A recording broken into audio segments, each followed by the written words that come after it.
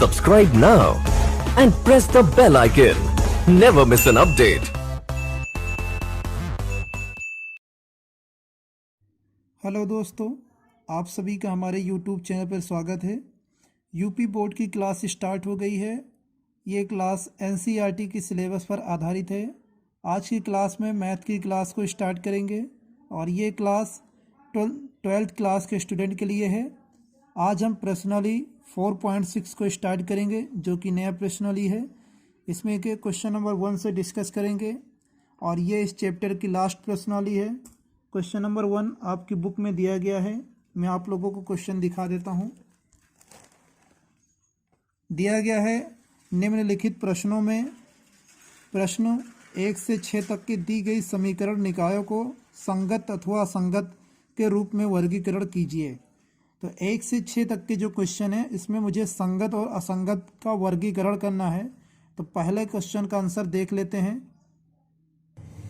First question को note कर लिया है, इसका सलूशन देख लेते हैं। सबसे पहले इन दोनों इक्वेशनों को हम लिखेंगे capital AX equal to B के फॉर्म में, जहां A बराबर हो जाएगा X और Y का कोफिशिएंट, और इसको लिखेंगे मैट्रिक्स में 1 2 2 3, और X हो जाएगा हमारा XY और B हो जाएगा कांस्टेंट।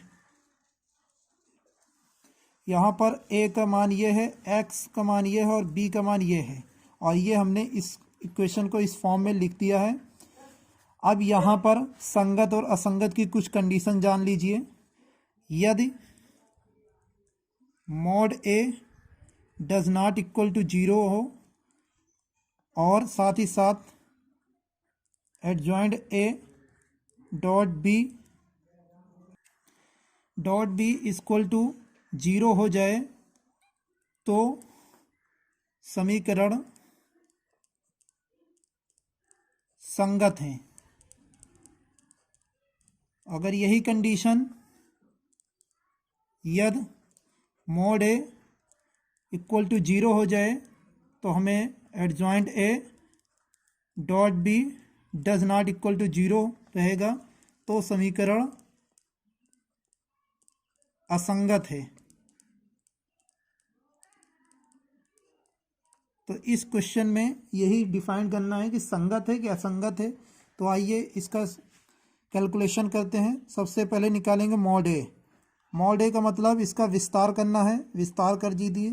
3 एक 3, तिरछा मल्टीप्लाई 2 दूना 4, सॉल्व करोगे -1, और ये -1 डज नॉट इक्वल टू 0 के हैं। तो हम यहाँ लिख सकते हैं, यहाँ A का व्युत्क्रमीय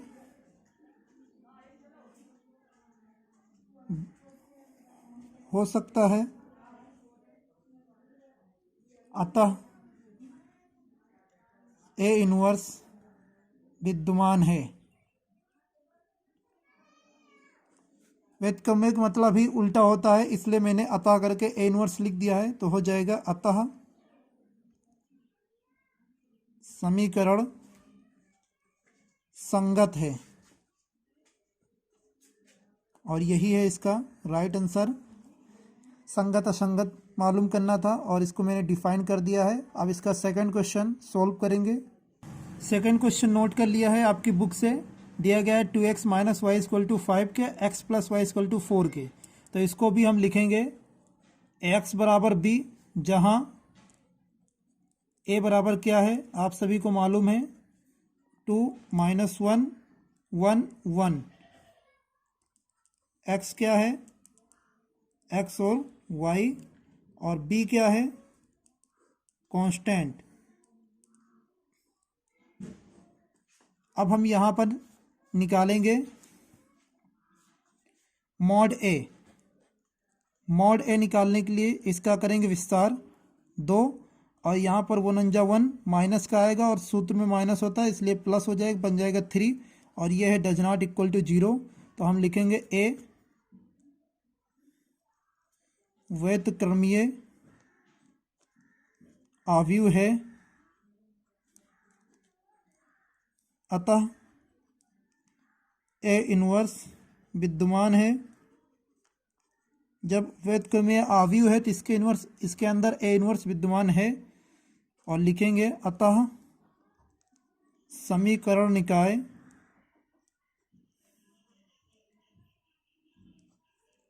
संगत है। यही है इसका राइट आंसर। अब हम थर्ड क्वेश्चन आप सभी के साथ सॉल्व करेंगे। नंबर थर्ड को मैंने नोट कर लिया है। दिया गया है x plus 3y equal to 5 और 2x plus 6y equal to 8 के। तो इसको किस फॉर्म में लिखेंगे? ax बराबर b इस फॉर्म में लिखेंगे, जहाँ a बराबर हो जाएगा 1 3 2 6 और x का मान हो जाएगा x और y, और यहाँ पर b का मान हो जाएगा 5 और 8। तो सबसे पहले हम यहाँ निकालेंगे मॉड a, और मॉड a इसका विस्तार करें 6 का नम 6 माइनस 3 दूनी 6, 6 में से 6 जाएगा 0।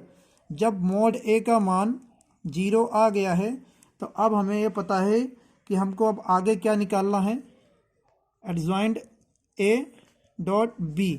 इसको भी मुझे डज नॉट इक्वल 0 प्रूफ करना है। अगर ये प्रूफ हो जाता है तो दिया गया समीकरण जो है असंगत है। तो इसको प्रूफ करने के लिए एडजॉइंट a डॉट b निकालेंगे, और एडजॉइंट a निकालने के लिए सबसे पहले हमको निकालना रहता है a11 निकालेंगे। इसका पहली पंक्ति पहला स्तंभ छोड़ेंगे, बचा गया। a12 निकालेंगे, पहली पंक्ति दूसरा स्तंभ बचे हुए को। a21 दूसरी पंक्ति पहला स्तंभ बचे हुए को, और ठीक इसी तरह a22 दूसरी पंक्ति दूसरा स्तंभ बचे हुए को। तो ये हो गया। अब इससे जो आव्यूह बनता है उसी को हम कहते हैं नया आव्यूह। और यहाँ पे नया आव्यूह की जगह पे हम कोई एक कांस्टेंट ले लेते हैं, और उसको मैं ले लेता हूँ q।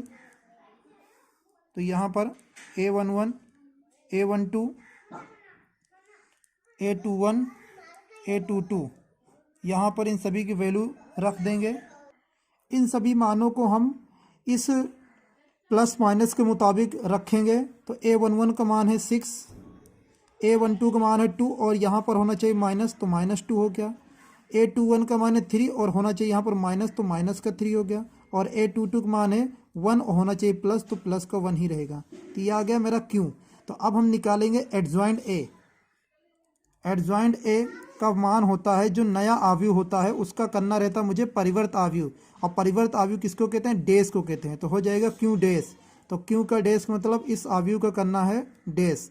तो कर लेते हैं।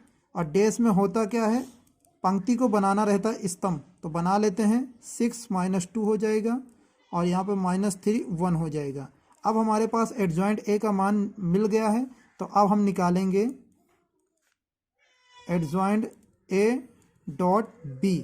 तो एडजॉइंट a का मान नोट करेंगे, 6 - 3 -2 1, ये है एडजॉइंट a का मान। और यहाँ पर b का मान जो ऊपर नोट किए थे कांस्टेंट को, वो है 5 और 8। तो इसका आपस में करेंगे मल्टीप्लाई। तो यहाँ पर कर लेते हैं 6 × 5 = 30 और 3 × 8 = 24। यहाँ पर करेंगे 2 × 5 = 10 माइनस का 10 और 8 × 9 = 8। इसको सोल्व करेंगे तो हो जाएगा 6 माइनस का 2, और ये है डज नॉट इक्वल टू 0, क्योंकि ये 0 के इक्वल नहीं है। और यही मुझे प्रूफ करना था कि adjoint a dot b does not equal to 0 हो। तो क्या लिखेंगे? अतः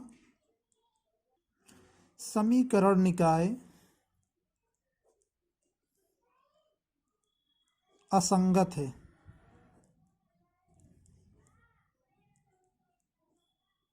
ये है इस क्वेश्चन का राइट आंसर, क्योंकि संगत असंगत ही फाइंड करना है। इस तरीके से क्वेश्चन नंबर 3 भी कंप्लीट हो गया है। अब हम क्वेश्चन नंबर 4 को डिस्कस करेंगे। 4th नंबर क्वेश्चन है, इसमें 3 समीकरण दिए गए हैं। तो देख लेते हैं। x + y = 1 के, x + y + z = 1, 2x + 3y + 2z = 2, ax + ay + 2a × z = 4 के। तो इसको भी हम लिखेंगे किस फॉर्म में? ax बराबर b के, जहाँ a बराबर हो जाएगा 1 1 1 2 3 2 a 2a, ये है हमारा ए का मान। और क्या हो जाएगा, कैपिटल एक्स बराबर एक्स वाई जेड, और यहाँ पर हो जाएगा कैपिटल बी बराबर कांस्टेंट कितने हैं 1 2 4। तो अब हम सबसे पहले मॉड ए का मान निकालेंगे। मॉड ए का मतलब इसका विस्तार करेंगे, और विस्तार हम करेंगे R1 के थ्रू, क्योंकि R1 में सारे नंबर 1 दिए गए हैं, तो 1 से कर रहे हैं। इस पंक्ति को छोड़ेंगे, इस स्तंभ को छोड़ेंगे, बचे मल्टीप्लाई 3 दूनी 6 a माइनस 2a, यहाँ पर -1।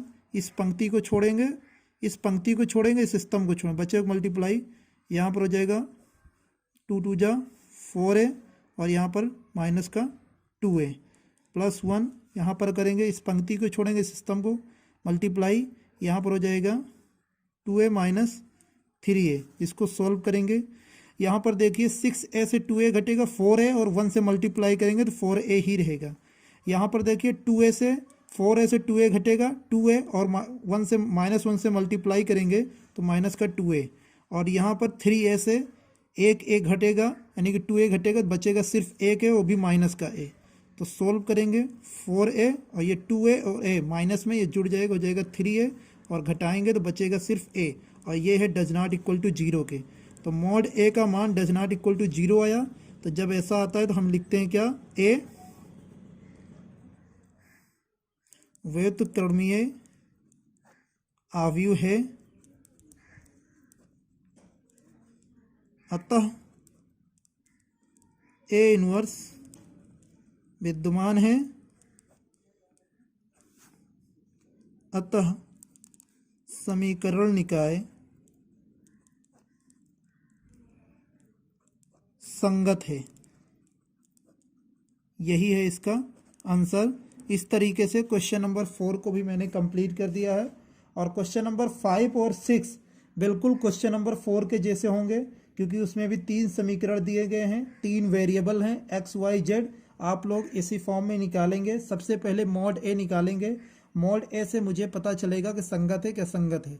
अगर डज नॉट इक्वल टू 0 आ जाता है तो कोई भी कैलकुलेशन नहीं करनी है, डायरेक्ट ये थ्योरी लिख के बोल देना है कि संगत है। और अगर डज ए इक्वल टू 0 आ जाता है, मॉड ए का मान 0 आ जाता है, तो हमें एडजॉइंट ए डॉट बी निकालना पड़ेगा और उसको दिखाना पड़ेगा कि ये डज नॉट इक्वल टू 0 है, तब हम लिखेंगे कि ये असंगत है।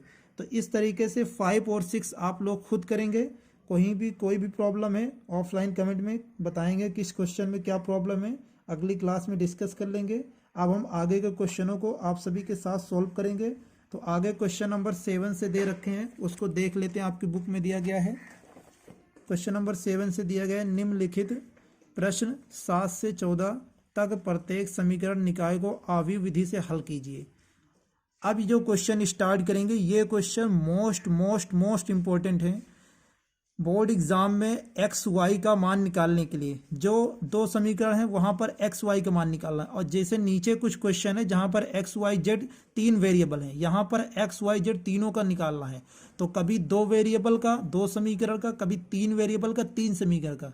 जरूर से जरूर 6 नंबर में आपके पेपर में आना 110% श्योर है, और इसलिए मैं आप लोगों से रिक्वेस्ट करता हूं कि इस आगे के प्रश्न को अच्छे से समझना और अच्छे से सोल्व करना। 2-3 बार घर पे भी प्रैक्टिस करना, 2-3 बार क्लास को रिवाइज करना, देखना, तब जाके आपको ये अच्छे से समझ में आएगा। और मेथड, सभी का मेथड एक जैसे हैं। तो क्वेश्चन नंबर 7 को नोट करके सोल्व कर रहे हैं।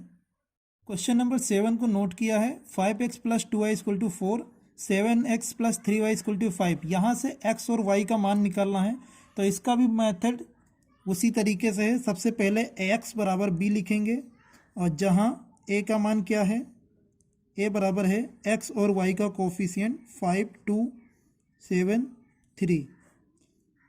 कैपिटल X बराबर है x और y जो वेरिएबल दिया है, और यहाँ पर b बराबर हो जाएगा 4, 5।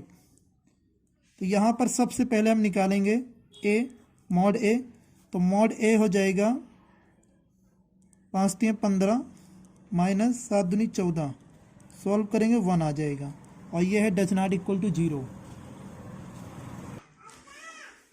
Mod a does not equal to 0 है, तो a व्युत्क्रमीय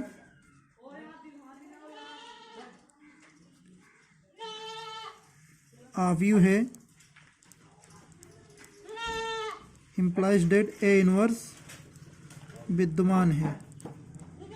जब ए इनवर्स विद्यमान है तो जो हमने लिखा था एक्स बराबर बी, इसको हमने इक्वेशन नंबर 1 मान लिया है और इसी इक्वेशन नंबर 1 की मदद से हम निकालेंगे एक्स और वाई का मान। दोनों तरफ ए इनवर्स से गुणा करने पर क्या हो जाएगा, A inverse A X A inverse B. तो आप लोगों को मालूम है अगर ए इनवर्स ए रहेगा तो ये हो जाएगा आई और ये आई एक्स हो जाएगा और इधर हो जाएगा ए इनवर्स बी। और आई से किसी भी वेरिएबल को मल्टीप्लाई करेंगे तो वही वेरिएबल आएगा, तो एक्स बराबर ए इनवर्स बी हो गया। तो अब हमें बी का मान तो मालूम है पर ए इनवर्स का मान नहीं मालूम है, तो ए इनवर्स सबसे पहले निकालेंगे और फिर इक्वेशन नंबर 2 में रख देंगे और मल्टीप्लाई करके एक्स के मान को रख के दोनों ओर तुलना करके एक्स वाई का मान निकाल लेंगे। तो अब हम निकालेंगे ए इनवर्स का मान। ए बराबर ये जो आव्यूह दिया गया है मैंने लिख लिया है। अब इसी आव्यूह के हेल्प से ए इनवर्स निकालना है, जिसके लिए मुझे ज़रूरत है A11 पहली पंक्ति पहला स्तंभ छोड़कर जो बचा वो है A11 का मान, A12 पहली पंक्ति दूसरा स्तंभ छोड़ के जो बचा वो है A12 का मान। ठीक उसी तरह A21 दूसरी पंक्ति पहला स्तंभ बचा है 2 ये है। A22 दूसरी पंक्ति दूसरा स्तंभ बचा हुआ A22 हो गया। अब हम यहाँ से लिखेंगे नया आव्यूह। नया आव्यूह को यहाँ पर भी लिख नहीं सकते, इसलिए हम यहाँ भी क्यों लिखेंगे और इसको हम अरेंज करेंगे उसी के मुताबिक A11 A12 A21 A22 और इसको हम इस प्लस माइनस के हिसाब से अरेंज करेंगे, प्लस माइनस माइनस प्लस इसके हिसाब से अरेंज करेंगे। तो यहाँ पर हो जाएगा 3 -7 माइनस का 2 और ये हो जाएगा 5। तो ये हो गया हमारा नया आव्यूह। इसको मैं ब्रैकेट में लिख भी देता हूँ, नया आव्यूह। तो यहाँ से अब हम निकालेंगे एडजॉइंट ए, क्योंकि इसके बाद में हम निकालते हैं एडजॉइंट ए और एडजॉइंट ए होता है नया आव्यूह का परिवर्त आव्यूह। तो ये है क्यों और परिवर्त आव्यूह का मतलब डैश, तो इसका हम कर देंगे डैश 3 -7 -2 5 डैश। इसको डैश में होता क्या है, पंक्ति को बनाना रहता है स्तंभ, तो मैंने स्तंभ में कन्वर्ट कर दिया है। ये हो गया हमारा एडजॉइंट ए। अब हम निकालेंगे यहाँ से ए इनवर्स और ए इनवर्स बराबर फॉर्मूला होता है एडजॉइंट ए अपॉन मॉड ए, और मॉड ए हम क्वेश्चन में स्टार्टिंग में ही निकाल चुके हैं और मॉड ए का मान हमें मिला था 1। तो 1 जब अपॉन में आएगा तो कोई भी फ़र्क नहीं पड़ेगा, तो ये हो जाएगा 1 अपॉन और ये हो जाएगा एडजॉइंट ए का मान जो अभी निकाले हैं 3 -2 -7 5। तो इस तरीके से एडजॉइंट ए का मान आ गया है। अब हम लिखेंगे ए इनवर्स का मान समीकरण 2 में रखने पर तो ये हो जाएगा x बराबर ए इनवर्स b था, यहाँ पर ए इनवर्स का मान रखेंगे 3 -2 -7 5 और b का मान जो मैंने लिखा था कांस्टेंट 4 और 5।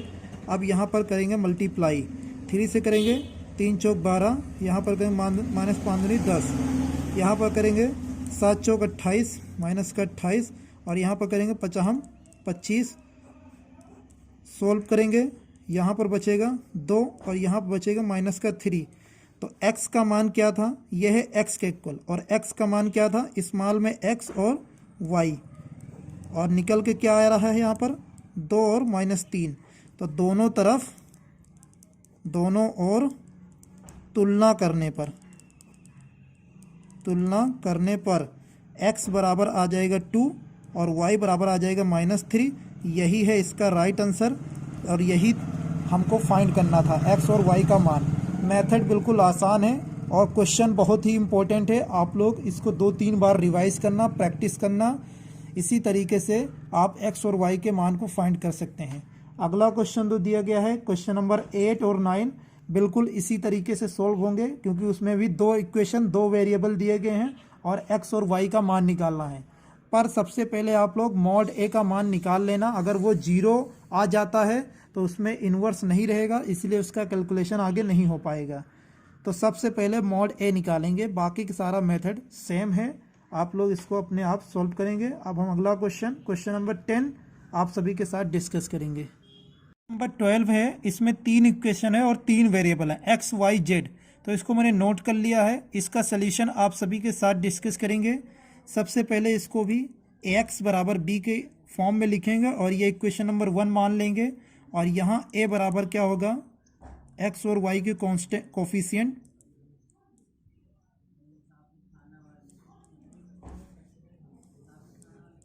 ये है ए का मान, कॉमा एक्स का मान हो जाएगा वेरिएबल एक्स वाई जेड, और बी हो जाएगा कांस्टेंट 402। यहाँ सबसे पहले निकालेंगे मॉड ए, और मॉड ए निकालेंगे 1, इस पंक्ति को छोड़ेंगे, इस स्तंभ को छोड़ेंगे, बच्चे को मल्टीप्लाई 1, और यहाँ पर करेंगे प्लस का 3 हो जाएगा, -1 यहाँ भी है और माइनस सूत्र में भी होता है। फिलहाल यहाँ पर माइनस से खोलेंगे तो प्लस हो जाएगा, इस पंक्ति को छोड़ेंगे, इस स्तंभ को, बच्चे को मल्टीप्लाई 2, और यहाँ पर माइनस +3 +1, इस पंक्ति को, इस स्तंभ को छोड़ेंगे, मल्टीप्लाई 2 -1 सॉल्व करेंगे 4, और 4 को 1 से मल्टीप्लाई 4, यहाँ पर 5 हो जाएगा और यहाँ पर प्लस हो जाएगा, मल्टीप्लाई करेंगे 5 हो जाएगा, और यहाँ पर 2 से 1 जाएगा, 1 बचेगा, और 1 से मल्टीप्लाई करेंगे 1 ही आएगा। तो 4 5 9 1 10, मॉड ए का मान 10 आ गया, ये डज नॉट इक्वल टू 0 है। तो लिखेंगे ए व्युत्क्रमीय आव्यूह है, इम्प्लाइज डेट ए इनवर्स विद्यमान है। तो अब हम लिखेंगे पहली इक्वेशन को एक्स बराबर बी, और इसमें करेंगे दोनों ओर ए इनवर्स से गुणा करने पर ये हो जाएगा A inverse A X, A inverse B. तो यहाँ पर ए इनवर्स ए मिलकर हो जाएगा आई, और आई से एक्स में मल्टीप्लाई करेंगे तो एक्स होगा, इसलिए मैं डायरेक्टली एक्स बराबर ए इनवर्स बी लिख रहा हूँ, और ये हमारा समीकरण नंबर 2। अब हम यहाँ ए इनवर्स का मान निकाल कर रखेंगे। तो सबसे पहले ए इनवर्स निकालना है, तो नाउ ए इनवर्स का मान निकालेंगे। यहाँ पर ए जो आव्यूह दिया गया है उसको मैंने नोट कर लिया। अब A11 का मान निकालना है, पहली पंक्ति पहला स्तंभ छोड़ के बचे हुए मल्टीप्लाई 1 + 3 4 आ गया। A12 पहली पंक्ति दूसरा स्तंभ 2 + 3 5 आ गया। A13 पहली पंक्ति तीसरा स्तंभ बचे हुए मल्टीप्लाई 2 - 1 1 आ गया। अब हम निकालेंगे A21 दूसरी पंक्ति पहला स्तंभ बचे हुए मल्टीप्लाई -1 -2 आ गया। A22 दूसरी पंक्ति दूसरा स्तंभ बचे हुए मल्टीप्लाई 1 -1 0 आ गया। A23 दूसरी पंक्ति तीसरा स्तंभ बचे हुए मल्टीप्लाई 1, और 1 से 1 में करेंगे माइनस पहले से ही, इसलिए प्लस हो जाएगा 2 आ जाएगा। A31 तीसरी पंक्ति पहला स्तंभ बचे हुए मल्टीप्लाई 3 -1 2 आ जाएगा। A32 तीसरी पंक्ति दूसरा स्तंभ बचे हुए मल्टीप्लाई 3 -2 -3 -2 माइनस का 5 आ गया। A33 तीसरी पंक्ति तीसरा स्तंभ बचे हुए मल्टीप्लाई 1, और -+2 3 हो जाएगा। अब हम लिखेंगे नया आव्यूह। नया आव्यूह क्यों बराबर, मैंने इन सारे मानों को एक आव्यूह में सेट कर दिया, और यही होता है नया आव्यूह। तो यहाँ पर इन सभी मानों को मैंने रख दिया है, और इसको रखने में प्लस माइनस जिस अनुसार रखना है उस अनुसार मैंने रख दिया है। अब हम निकालेंगे यहाँ से एडजॉइंट ए, और एडजॉइंट ए बराबर होता है क्यों डैश, नया आव्यूह का परिवर्त आव्यूह। तो नया आव्यूह जो निकल के आया है उसको नोट करेंगे, और इसका करेंगे परिवर्त आव्यूह होल डैश। तो ये हो जाएगा 4 - 5 1 2 0 -2 2 5 3, ये हो गया हमारा एडजॉइंट ए। अब हम निकालेंगे ए इनवर्स, और ए इनवर्स बराबर फॉर्मूला होता है एडजॉइंट ए अपॉन मॉड ए, और मॉड ए का मान हम पहले ही निकाल चुके हैं, 10 आया है, तो 1/10, और यहाँ पर एडजॉइंट ए का मान लिख देंगे 4 -5 1 2 0 -2 2 5 3। तो ये हो गया ए इनवर्स का मान। अब हम लिखेंगे ए इनवर्स का मान समीकरण 2 में रखने पर, और समीकरण 2 क्या है हमारे पास, ए एक्स बराबर ए इनवर्स बी। तो यहाँ पर हम ए इनवर्स का मान नोट करेंगे, 1/10 पहले से ही है तो ये हो गया, और ए इनवर्स का मान हो गया 4 2 2 -5 0 5 और 1 -2 और 3, और ए का मान, बी का मान जो निकल के आया है उसको रख लेते हैं। यहाँ पर b का मान 402, इसको नोट कर लिया है। 1/10 को ऐसे ही रखेंगे और इनका करेंगे आपस में मल्टीप्लाई। 4 चौक 16, इसमें करेंगे 0 और 2 से 2 में करेंगे 2 दूना 4 हो जाएगा। यहाँ पर करेंगे 5 चौक 20 माइनस का 20, इसमें इसके करेंगे 0 रहेगा, और यहाँ पर करेंगे 5 दूनी 10 प्लस का।